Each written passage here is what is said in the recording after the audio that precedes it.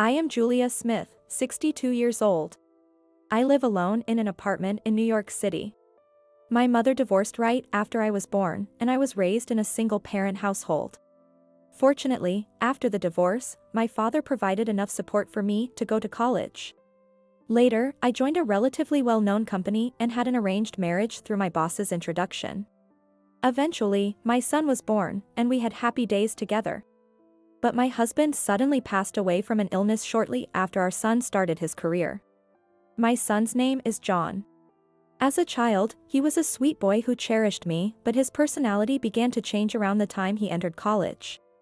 After my husband passed away, his selfishness worsened, and he started saying things like, "I'm an adult now, so don't bother me." While it meant he had become independent, it made me feel a bit lonely, maybe because I'm getting old. John is now going to marry a woman named Emily, the daughter of Mr. Anderson, a client he met through work. Her family is quite prestigious, and at first, they seemed to look down on my son for coming from a single-parent household. However, her father said, in this day and age, it's old-fashioned to talk about family status. If they are happy, that's all that matters, and so John ended up marrying into their family. The wedding was held at her family home, and I was astonished by the size and grandeur of the place. I then gave my house to my son and moved into a new apartment bought with my late husband's inheritance. Though it's still in the city, I enjoy the quiet suburban environment. Emily retains some of her old family sensibilities. She seems to look down on me, who lives in a small city apartment after a divorce. She seems to assume I'm a poor pensioner. Excuse me, if I may. Yes, what is it? Don't you find it financially difficult? Thank you for your concern. I'm managing fine. Our family is from a well-known old lineage. My father is the CEO of a famous furniture company. We are quite wealthy. Do you understand that? She boasts about her family as if it's the most natural thing in the world. So, you don't expect financial support from us, do you? What? What do you mean? To be blunt, I don't want our money to go towards your living expenses. Does she think I'm some poor person leeching off her family's wealth? Well, that thought never crossed my mind. It might not be now, but eventually, right? What kind of upbringing did she have? Oh, thank you for your concern, but there's no need to worry about that. Remember those words. With that, she walked away from me. Her outrageous behavior clearly showed her nasty personality. Then, one day, my son and his wife visited my home. Excited to see my son after a long time, I prepared a feast with homemade dishes. My mother was from the South, so I specialize in light, flavorful cooking. I prepared simmered vegetables and braised fish. However, it seems the flavor was too bland for my daughter-in-law, who is from the Midwest, and she didn't seem to enjoy it. This food seems so poor. Don't you have any meat? I'm sorry. I grew up near the ocean, so I'm good at cooking fish, but not so much with meat. I humbly apologized, but she cut me off, saying, "It seems like you had quite a poor diet." But we weren't poor. I managed to retort. Yeah, I don't know what you mean by poor, but we weren't poor. My son, unusually, backed me up. But with just vegetables and fish, it looks shabby. And the soup with seaweed seems like it's instant. Her condescension knew no bounds. It's not instant. I made it from scratch. I was so angry that I sharply retorted.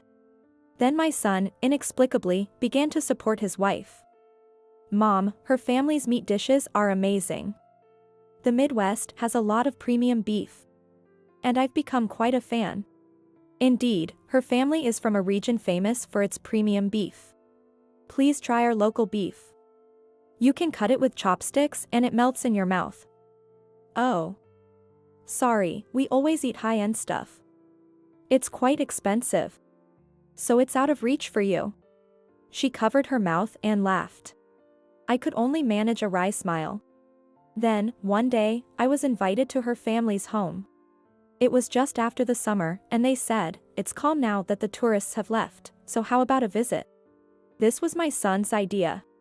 I didn't have any plans, and I rarely had the chance to visit the Midwest, so I accepted. Even though it was an invitation, I brought traditional sweets from a long-established shop in New York as a gift. However, she said, you didn't have to. We eat these all the time, but since you brought them, we'll take them. I was irritated by her snide remark, but this was her family's home. Everyone there was practically an adversary. Her family home was as grand as ever. They had renovated the garden and built a pond with koi swimming elegantly. These koi are worth about $100,000 each. There aren't many, but we prioritize quality over quantity. I advised them on it. She proudly stated. Her domineering nature was clear. My son and his wife then invited me to a nearby luxury hot spring inn. I enjoyed the splendid facilities and the premium beef, having a great time. I would have enjoyed it more without her snide comments. Then, when I went to her family home to say goodbye and thank them, we all sat down for tea. Thank you for everything. I appreciate the wonderful hot springs and delicious food. To my surprise, my gratitude sparked a confrontation. Oh, it's nothing. No need to thank us. My daughter-in-law was ready for a fight. I'm grateful my son has married into such a good family. As a mother, I appreciate it. I said, not really meaning it. But I'm worried about you. After seeing your home, I got a bit concerned. You live on a pension, right? Well, it's enough for me to live on. But won't you eventually run out and come asking for help from my family? I'd prefer to avoid that. I've never thought about that. The exchange was getting heated. No, it's likely in the near future. That's why I want to settle things now. She was getting to the heart of the matter. Settle things? What do you mean? I'm not heartless. I invited you so you could spend some pleasant time with your son one last time. Did you enjoy it? Yes, I did enjoy it. Good. Then let's cut ties from here. What? What do you mean? We don't want to be bothered if you end up becoming a beggar. We want you to become a complete stranger to us. A beggar? A stranger? I repeated her words, completely unable to grasp their meaning. Yes, I'm saying we want to sever ties with you now. Do you understand? Although anger surged within me at her blatant condescension, I managed to suppress it. Understood. If that's what you want, so be it. Relieved by my agreement, she added, I'm glad to hear that. We've arranged for your return on the bullet train, so don't worry. Goodbye. Thank you for everything. I said, leaving with a bitter farewell, and returned to New York. Though I was furious at the treatment from them, I quietly resumed my life. To calm my mind, I took a trip to my beloved Boston. Since then, I completely stopped sending money to my son. I had been giving him a small allowance from the dividends of the stocks I inherited from my father, but since I was told to sever ties, I had no choice but to stop. My son tearfully begged me to keep it a secret. But I refused, saying, we're severed, so no more support. Apparently, my allowance was a secret from his wife. She controlled the finances, and he was using my allowance to buy anime merchandise as a hobby. He had started collecting again after she had thrown away his prized collection when they got married. Then I heard that her father had collapsed. Fortunately, he survived, but he couldn't continue working due to a stroke, and the business was to be handed over to my son and his daughter. Though her family was quite wealthy, the business was notorious for its aggressive management and had garnered much criticism.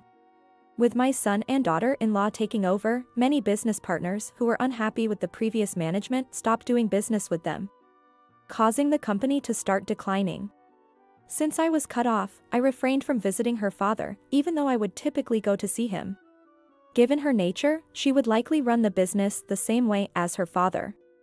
However, in my opinion, she doesn't seem to have much business acumen. Her arrogance and tendency to look down on others made the future seem uncertain. Sure enough, sales decreased, and a new business venture she initiated failed, increasing their debts. Sales of their main product, luxury furniture, continued to stagnate, and the company's future was looking bleak. I decided to just watch how things unfolded. The company underwent a major overhaul, replacing the entire board. Under my son's leadership, they planned to downsize their main operations and enter new sectors. It seemed this decision was made at the behest of my daughter-in-law, the principal shareholder. Despite being the CEO, my son appeared to be disregarded. This was just like her. However, this strategy was a major failure. Sales of their main operations plummeted, and the new ventures performed well below expectations.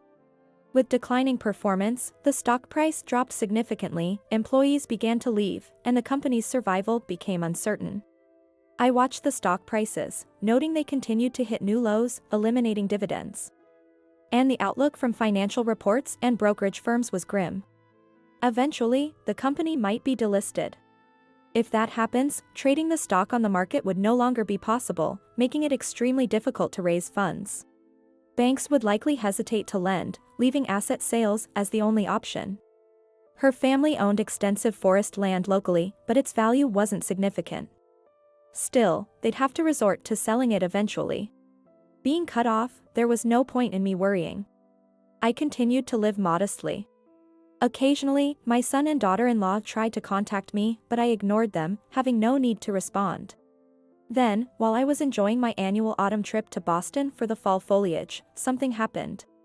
This year's mushrooms were smaller due to the weather, but they were exceptionally flavorful. The vibrant autumn leaves outside complemented the taste and helped soothe my mind.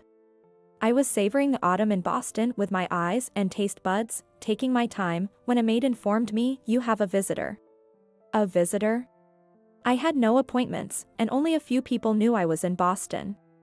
"May I have the visitor's name?" "Yes," she said. "Her name is Emily." "Emily?" I thought for a moment and quickly realized. I know her, but we are currently estranged.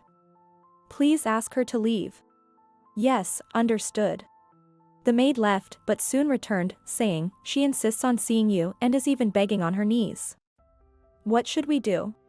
In that case, show her to the guest room. I will join her after I prepare myself. I returned to my room and changed into appropriate attire. "Thank you for waiting. It's been a while.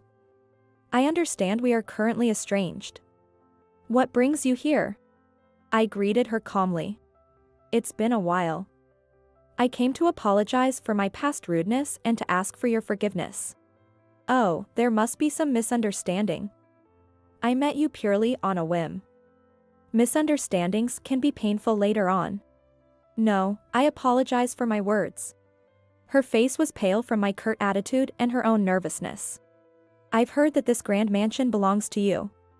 Could you tell me how you came to acquire it?" She must have discovered my true background somewhere. It was obvious that she came here in desperation, struggling to secure funds.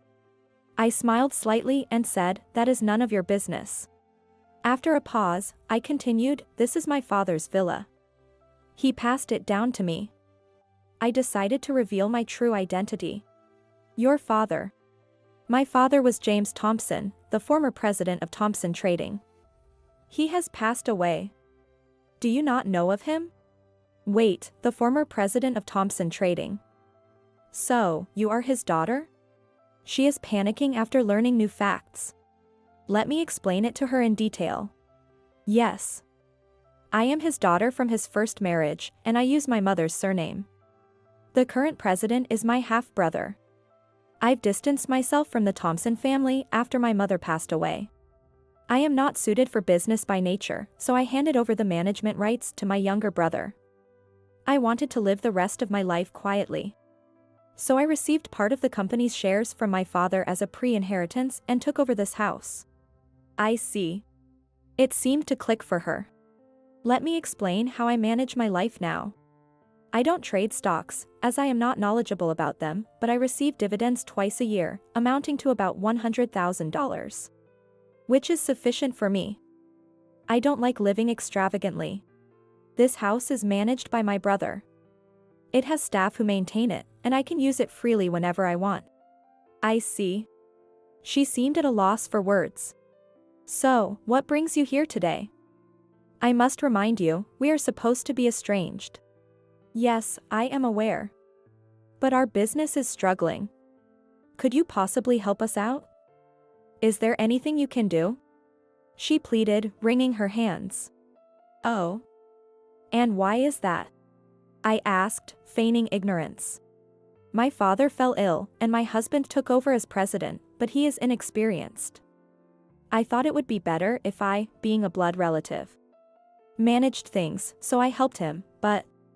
So, my son is just a figurehead while you hold the real power? Yes, that's correct. At this point, she thought any strange excuses would be futile. It seems there is no lie in her explanation. And what happened then? The changes I made to the product lineup failed, leading to significant losses and debt. I tried everything I could. So, you tracked me down? Yes, that's right. I sighed deeply. So, you want me to help you? Yes, please, we need your help. Do you remember what you said to me? If I remember correctly, it was, we will cut ties because we can't be bothered if you become a beggar. Now, what do you call your current behavior? I am begging for money. People generally call that a begging. As you say. Right? I smiled and declared. I refuse. You underestimate me. After looking down on me so much, you now say please help? Unbelievable. I'm sorry. Please, I beg you. She got down on her knees, her forehead almost touching the floor. Without even looking at her, I said, I am not kind enough to help a beggar. Please leave. Please. The banks won't lend us money anymore, and we have no one else to turn to, she continued to plead, not caring that her dress was disheveled. I'll say it again. Please leave. I wish you all the best. I said, and asked the maid, please escort our guest to the door. And make sure to clean up after she leaves. For maids lifted her from both sides, as she refused to move from her kneeling position, and dragged her out of the room. I returned to my room, gazing at the fiery autumn leaves, and whispered softly. I just want to live peacefully. I later heard that her company went bankrupt. To settle their debts, they sold off all their land and property and lived in a small rented house, working multiple part-time jobs. I continued living in my apartment in New York. When my son got married and moved out, he bought me a cat, saying I might be lonely. A Maine Coon named Whiskers. He has long fur, which requires a lot of care, but he loves being brushed and is always calm. Watching his content face makes me feel happy too. Whiskers, we should visit Boston again. We always go in the fall, maybe we should try winter this time? You don't like the heat. So summer wouldn't be fair to you. As I petted him, he playfully nibbled on my hand. Hey. I scolded him, and he licked the spot he bit as if to apologize. You're such a sweetie. I was completely smitten with Whiskers. And so, I went to Boston again. It was snowing heavily outside. Whiskers was in my arms, watching the snow with me. The year is almost over. When you first came, you fit in my palm, and now you're so big. He seemed unusually calm, and I realized he had fallen asleep. Really, you grow while you sleep. But if you get any bigger, I won't be able to hold you. I gently touched Whiskers' nose and turned my gaze back outside. A quiet, snowy night. I started feeling sleepy too. I wonder if the morning will bring a beautiful snowy landscape. With that thought, I snuggled into bed. Whiskers snuggled in beside me. I felt like I was going to have a good dream. I closed my eyes with that thought.